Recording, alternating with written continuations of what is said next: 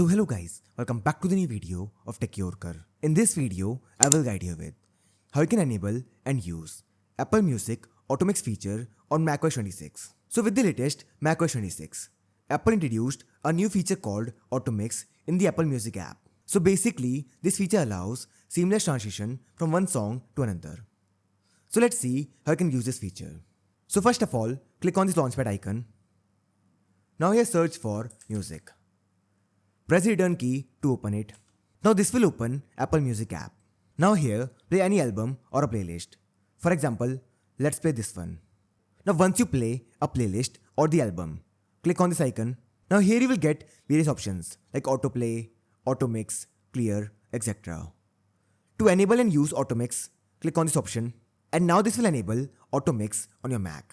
So this is how you can enable and use Apple Music AutoMix feature on macOS 26. So I hope you find this video useful. And if you do, then don't forget to like this video and subscribe our channel.